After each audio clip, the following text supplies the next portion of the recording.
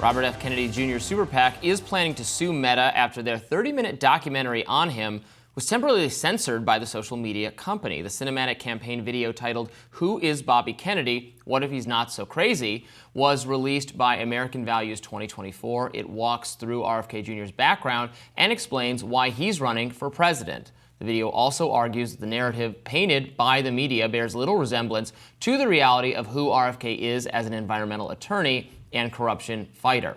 It opens with RFK Jr. reading aloud personal attacks from various media outlets. He's a walking, talking conspiracy theory, the New York Times. He's completely divorced from reality, The Guardian. He is vile, the White House. Being with him was the low point of my summer, Vanity Fair. Bobby Kennedy speaks with a croaking, rasping, painful-sounding voice. His vague explanation is that it's a virus, but more likely it is a crack pipe voice, the standard. Kennedy is a crank, the New York Times. He is a crank, the New York Times. He's a crank who cranks out whoppers the way Taylor Swift disgorges perfect pop songs, the New York Times. He has conversations with dead people, The Guardian. I wouldn't vote for that guy either. A spokesperson from Meta told Rising, quote, "The ink was mistakenly blocked and was quickly restored. The link was mistakenly blocked and quickly restored once the issue was discovered. But the Super PAC argues the censorship is part of a broader pattern of censoring the independent presidential candidate." Meanwhile, RFK Jr. is challenging former President Donald Trump to a debate. Trump has previously said RFK Jr. was not a serious candidate and that his numbers are too low. RFK Jr. argues that new polling shows Trump and him are tied among America's 70 million independents and said on X, quote, "I'd like to make you an offer. We're both going to be speaking at the upcoming Libertarian Convention on May 24th and 25th. It's perfect neutral territory for you and me to have a debate where you can defend your record for your wavering supporters." Here to discuss is co-founder of American Values 2024, Tony Lyons. Welcome to Rising. Yeah, thanks for having me. So why don't you update us first on what happened with this documentary you put together? What was the issue with Facebook? Yeah, so Facebook was, telling people that they couldn't share it. It was making it so that people couldn't watch it. They were doing everything that they could in all kinds of different ways to prevent the American public from watching that film. And can you help us understand, for those who might be skeptical that this was anything other than a mistake? You referenced re-reference in the read that you pointed to a pattern of censorship against RFK Jr. specifically. Can you unpack what that pattern of censorship has looked like? Yeah, so something people ought to keep in mind is that the federal court has found in Murphy versus Missouri that Meta engaged in a pattern of censorship, and that included specifically Bobby Kennedy, and that they did that over a long period of time at the behest and coordinating with the Biden administration. So there's no question that they had personal meetings, in-person meetings with the Biden administration, that they had email contact with them, and that they were specifically censoring Bobby Kennedy. So this is part of that pattern and needs to be seen in that context. So I assume the point of the film, the documentary, we just played that clip of RFK Jr. Reacting to the very cruel things that have been said about him in various media. And earlier today in the show, we talked about this latest article from the New York Times you've probably seen going into his health from 10 and 15 years ago, including that he had a parasitic worm in his brain that had died. I see a lot of people saying, oh, look, he has brain worms. That's an explanation for all the crazy things he has to say. What were you trying to convey? What is RFK Jr. trying to convey in this film, to people who've heard that he is crazy, that he's a crank? You heard that word over and over again, that there's something wrong with the way he thinks. What is all that about? So, Bobby Kennedy has gone up against some of the biggest and most powerful corporations in the history of the world. He's gone after government agencies for their corruption and for the people working at many of these big corporations for their greed and for their disregard for the health and welfare of the public. So when you do that, when you go up against those kinds of corporations, when you go up against the most powerful government in the world, they're going to come back at you. And the way that they do that is through lies, through censorship, through propaganda. So they tell every kind of story they can tell about Bobby Kennedy to try to discredit him. Anybody who knows him, anybody who's met him, knows that he's in exquisite health.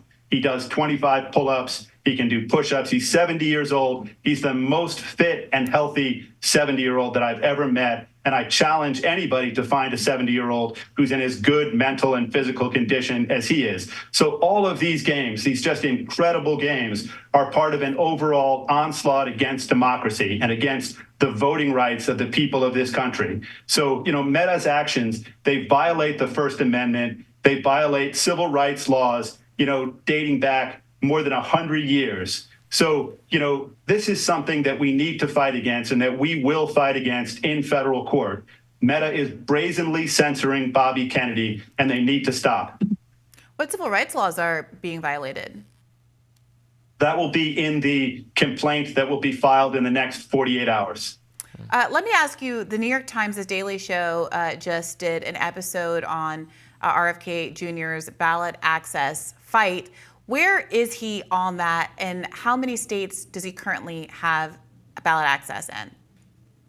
So Bobby Kennedy is, getting onto the ballot in state after state, just, new states coming in almost every day now. So he's got 60,000 volunteers. He's hired some of the best companies to help him get on the ballot, and he will get on the ballot. It's an outrage that he has to work this hard and spend this much money to get on the ballot. And I think that he's going to smash the two-party system and that we're going to have real democracy in this country when he's done. But he will definitely be on the ballot in every state. The Democratic Party has to get used to that. They have to stop playing all of these games and let the American people decide who they want to be president based on ideas, not based on censorship, propaganda, ballot games, and all of the other things that they're engaging in. Tony, I completely appreciate how important volunteers are, and it sounds like you have a great deal of them, how important, unfortunately, money is to getting on the ballot, and it does seem like you have a much better funded independent effort than a lot of other candidates who are trying to achieve the same thing, like Cornel West. But I did wonder if you could tell us squarely today how many states that RFK Jr. has managed to get ballot access in.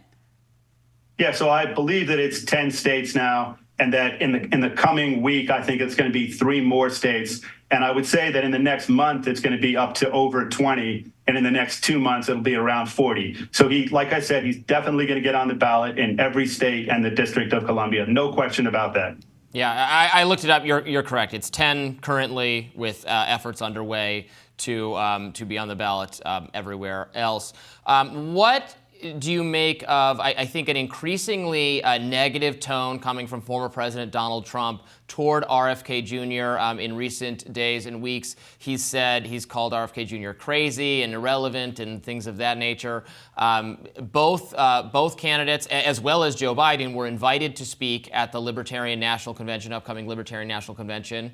Trump said that he would speak. RFK Jr. has said that he would speak. Now RFK Jr. is saying, well, if we're both going to be there, why not have a debate? I, as a libertarian, hope that also the people gathered there are able to hear from actual card-carrying members of the Libertarian Party. But a debate between these two would be an excellent opportunity. What do you think Trump's response will be?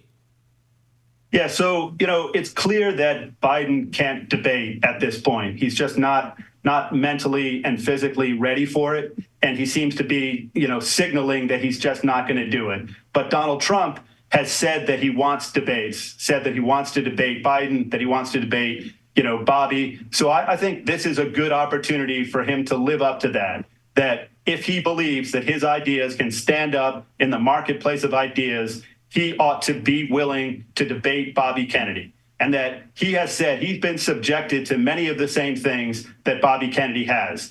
For example, there have been these polling games that are going on now where they're claiming that the polls are much different than they actually are. So there are, some really great polls out there in places like CNN, Quinnipiac, the New York Times. Those are no particular fans of Bobby Kennedy, but they're showing Bobby polling really, really well. And so the idea that there can be polls out there that show Bobby at 7% or 8%, it's just another sort of part of the game that the DNC is playing. So I think that Donald Trump has said that he believes in democracy. He said that he believes in real debate. He says that he's been censored, that he's been subjected to propaganda, to lawfare, to all of these different games. So if he really believes that, if he means that, he should debate Bobby Kennedy, and do it right now. Bobby Kennedy's ready to do it. They're both going to be in the same place, and it should be an incredible debate that the American people can then begin to look at the two candidates and see who they prefer. What policy issues do you expect to create real contrast between the two candidates if a debate like that does take place? A lot of this conversation has been about sort of censorship and messaging and hypocrisy, kind of who is the most genuinely independent candidate. But when it comes to brass tacks, where do you think the most space exists between RFK Jr. and Donald Trump, and that we could expect to see come out of a debate format? Yeah, sure. So one of them is, COVID policy. So many Republicans prefer Bobby Kennedy's, COVID statements, his book, The Real Anthony Fauci, the things that he said throughout the whole lockdown period, and they, don't like Donald Trump's view there. So I think that voters would be looking to see, given that the world has changed now, given that we're looking back, and given that we want to know what Donald Trump would do if this kind of thing came up in the future. I think voters want to see what Bobby Kennedy believes now, what Donald Trump believes now, what they would do to attack a sort of pandemic of the kind that's happened over the last couple of years. And so that, I think, is a key difference, because Trump has been doubling down time after time on policies that his constituents do not like. Tony Lyons, thank you so much for joining us today. Thank you.